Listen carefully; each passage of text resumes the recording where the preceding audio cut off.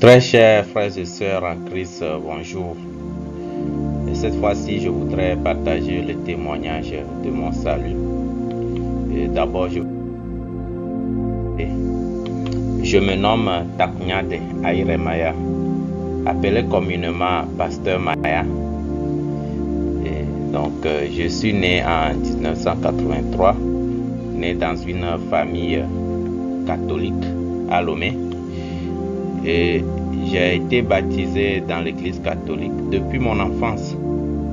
Et j'ai communié et j'ai été confirmé dans l'église catholique. Mais j'ai rencontré pour la première fois la mission de la Bonne Nouvelle en 2005. Et donc ma rencontre avec la mission Bonne Nouvelle a produit un grand changement dans ma vie spirituelle. Et donc, j'ai trouvé le salut à ma rencontre avec la mission Bonne Nouvelle. J'ai trouvé le salut le 8 juillet 2005. C'est à travers un séminaire de la Bible. Et donc, c'est vrai, je suis né dans une famille catholique, j'ai grandi et je suis arrivé même à un niveau donné. Mais je vous dis que je ne connaissais rien à propos du salut. Et donc c'est quand j'ai rencontré la mission Bonne Nouvelle et en écoutant la parole, en ce moment, j'ai trouvé le salut. Je peux dire que c'est le 8 juillet 2005 que j'ai reçu Jésus-Christ. Et donc, avant mon salut, avant de recevoir Jésus-Christ vraiment dans mon cœur, donc comment était ma vie? Et bien que j'allais à l'église, mais je n'étais pas affranchi du péché. Et donc le péché était le plus grand souci vraiment dans ma vie. Et donc j'ai remarqué une chose aussi, c'est que quand je grandissais, le péché aussi grandissait en moi, les désirs du péché aussi grandissaient en moi. Et donc, ce qui est encore plus étonnant, c'est que il est dit de ne pas tuer, mais si tu te mets en colère, tu as déjà tué. Ne commets pas d'adultère, mais si tu regardes une femme pour la convoiter, tu as déjà commis un adultère avec elle dans son cœur. Et donc, vraiment dans mon cœur, il y avait toutes ces choses, la convoitise et toutes sortes de péchés, l'impudicité. Donc vraiment, je n'arrivais pas à gérer mon cœur. Et donc c'était vraiment un problème. Donc à chaque fois, il faudrait aller prier, demander le pardon de péché. Et vraiment, ce n'était pas facile en ce temps-là. Et une deuxième chose aussi, avant mon salut, c'est que je souffrais d'une maladie dont on ne connaissait pas l'origine. Et donc, vraiment à l'hôpital, ils ont fait des analyses, mais ils n'ont rien trouvé. Donc, c'était les maux de ventre. Et donc, avant le début de cette maladie, si vous voyez mon urine est devenue tout rouge. Et donc, vraiment, ça a fait que j'ai été hospitalisé pendant 1 mois et demi, sans rien manger. Et donc, c'était dans cet état j'étais. Mais ce qui était bizarre, c'est que quand j'ai été relâché de l'hôpital, l'année qui a suivi, dans le même mois, j'ai eu la même maladie et j'ai été hospitalisé dans la même hôpital. Et donc, vraiment, ce n'était pas facile. Donc, j'ai suivi encore les mêmes analyses et autres. Mais moi, j'ai beaucoup souffert dans mon cœur. Et aussi, ma vie, j'étais troublé par les mauvais rêves. Je ne sais pas si vous aussi, quelquefois, vous êtes troublé par les mauvais rêves. Mais j'avais, à un certain moment, j'avais fréquemment les mauvais rêves.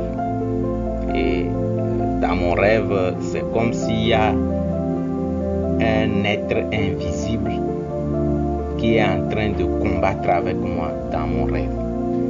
Et donc, je combattais, je luttais, mais à un certain moment, je me réveille en sursaut. Et pour redormir encore, ça devient difficile. Et donc, comme ça, vraiment, la nuit, ce n'est pas facile. J'étais vraiment troublé.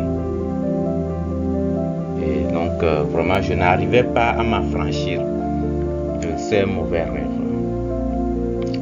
Et aussi, quand je suis arrivé au lycée, il y a un de mes amis qui me disait que si je deviens végétarien, alors c'est possible de s'en passer du péché, de réduire la capacité de péché. Et donc, en ce moment, moi aussi, j'ai dit, si c'est le cas, je vais l'essayer quand même.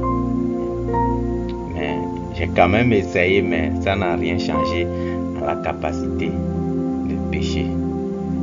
Et donc, je voyais que vraiment, moi-même, dans mon cœur, je cherchais comment parvenir à la justice, mais je n'arrivais pas.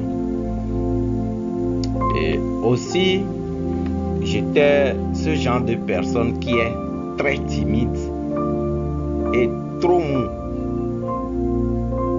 Bon, à un certain moment, beaucoup de gens me regardaient, ils se demandaient, est-ce que celui-là, il peut vraiment réussir sa vie? J'étais mou. Et donc, quand vous écoutez ma voix en ce temps-là aussi, c'est comme la voix d'une fille. Et je n'arrivais pas à rester devant un public.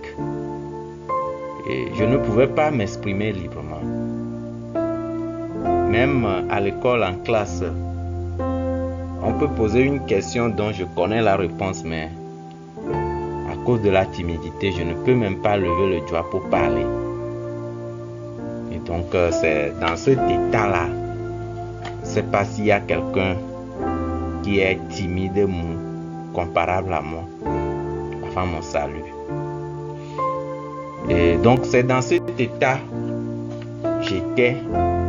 Et un jour, j'ai écouté l'évangile. Le jour où j'ai écouté l'évangile, qu'est-ce qui s'est passé? Et comment je l'ai écouté? Et donc, le jour où j'ai écouté l'évangile, ma conception du péché et la conception du péché dans la Bible, j'ai compris que c'était complètement différent. Surtout lorsque j'ai écouté à propos de Jacques 2, versets 10 et 11, qui dit « Celui qui pêche contre un seul commandement a péché contre tout. » Alors que pour moi, je pensais que je devais faire des luttes, des efforts pour pouvoir diminuer quand même le péché. Mais je voyais que ce sont des efforts vains parce que la Bible a dit là-bas qu'il y a, même si j'arrive à respecter 9 commandements et que c'est un seul qui manque, alors tout devient 0. Donc, ce qui est que je ne peux pas dire que je vais respecter les commandements à 100%. Alors, j'aurai toujours 0 sur 20 devant Dieu, 0 sur 10 devant Dieu. Donc, c'est ce que j'ai compris par la parole. Alors qu'auparavant, je pensais que, bien sûr, je suis pécheur, mais en moi, il y a une partie de bien. Il y a quelque chose que je peux faire de bien. Et aussi, le jour-là, ce que j'ai compris, c'est que la confession que nous faisons, la confession régulièrement des péchés est erronée. Pourquoi? Parce que quand nous faisons, avant de faire la confession, il faut faire examen de conscience et relever les péchés qu'on a pu commettre. Donc, il y a certains péchés, je n'ai jamais dit que j'ai commis. Par exemple, le meurtre. Pour moi, je me dis, meurtre, non, je n'ai jamais tué quelqu'un, non. Mais il y a certains péchés que je peux reconnaître facilement comme mensonge. Ça, je peux dire, ça là facilement, je peux reconnaître. Donc, ce genre de confession, dire que j'ai commis tel péché. Donc, en lisant Jacques 2, versets 10 et 11, j'ai compris que c'est une confession erronée. Donc, selon Jacques, chapitre 2, le verset 10 et 11, c'est que si on reconnaît qu'on a commis un péché, c'est qu'on a commis tous les péchés. Donc, à supposer que j'ai juste menti, donc pour Dieu, je suis voleur, je suis adultère, je suis meurtrier. En tout cas, c'est tout quoi. Parce que celui qui a péché contre un a déjà péché contre tout. Donc, c'est ce que j'ai compris par là. Donc, par là, j'ai compris une chose, c'est que je suis 100% pécheur. Donc, ça veut dire que la manière dont je pense que je suis pécheur, c'est différent. Donc, à la fin, j'ai découvert le travail de Jésus-Christ. Au fait, Jésus-Christ est venu pour ôter 100% de péché.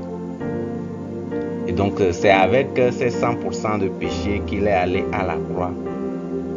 Donc, si moi qui ai 100% de péché et que Jésus-Christ est mort pour mes 100% de péché, alors j'ai 0% de péché.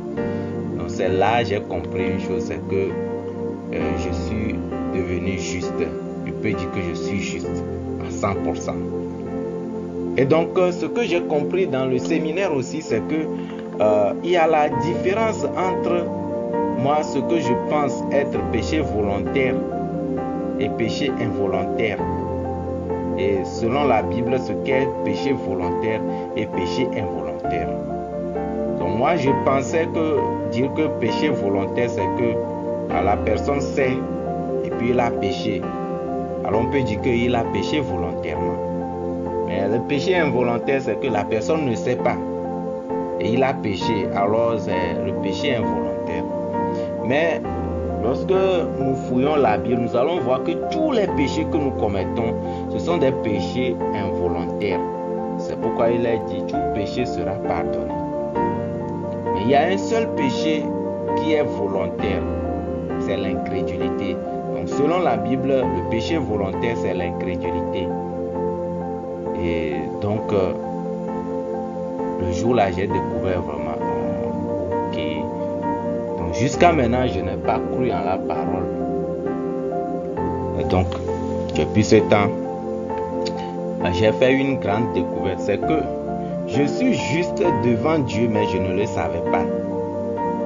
Bien que Jésus-Christ est mort, il a lavé tous mes péchés. Son sang est versé pour tous mes péchés. Mais comme je ne savais pas, je me culpabilisais. Je me disais que je suis pécheur. Donc depuis ce temps, j'ai cessé de dire que je suis pécheur. Et donc je pouvais confesser que je suis juste devant Dieu. Oui, c'est vrai. Moi, les œuvres que je fais, il n'y a aucune œuvre qui est bonne devant Dieu. Mais l'œuvre de Jésus-Christ a lavé tous mes péchés. Et donc, le changement qui est survenu dans ma vie, c'est quel genre de changement qui est survenu dans ma vie? Donc, le changement qui est survenu dans ma vie, c'est que j'ai l'assurance que je suis éternellement juste et qu'après ma mort, j'irai au ciel. Ça, vous devez obtenir cette assurance-là. Donc, je suis éternellement juste. C'est-à-dire qu'il n'y a rien qui va effacer la justice que Jésus-Christ m'a donnée. Et donc, depuis ce temps, je pouvais confesser devant Dieu que je suis juste. Comme le dit la Bible, le paradis, c'est pour les justes. Et le problème de maladie, ma maladie aussi a pris fin. Alors, depuis le jour où j'ai reçu le salut jusqu'au jour d'aujourd'hui, je n'ai plus ces problèmes de maux de ventre qu'on ne connaît pas l'origine. Si je suis malade aujourd'hui, peut-être c'est le palu.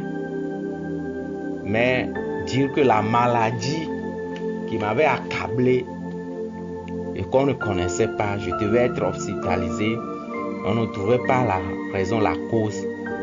cette maladie-là, elle a pris fin. Et aussi, comme je vous avais dit que j'avais les mauvais rêves, donc depuis ce temps, les mauvais rêves ont pris fin. Et donc à partir de ce temps, je pouvais dormir paisiblement. Donc, aujourd'hui, donc je n'ai plus problème de dormir parce qu'il y a les mauvais rêves, non. Donc je dors paisiblement. Donc je peux voir que vraiment c'est vrai, le salut que j'ai obtenu, ça a généré vraiment beaucoup de changements dans ma vie. Et donc la Bible dit que nous sommes devenus une nouvelle créature. Et aussi, moi qui étais timide, trop mou, moi qui ne pouvais pas me présenter devant les gens, mais aujourd'hui, je suis devenu pasteur. Ça veut dire quoi? Je me présente à chaque fois devant beaucoup de public. Et au moins, dans la semaine, je dois me présenter devant le public 2 fois dans la semaine.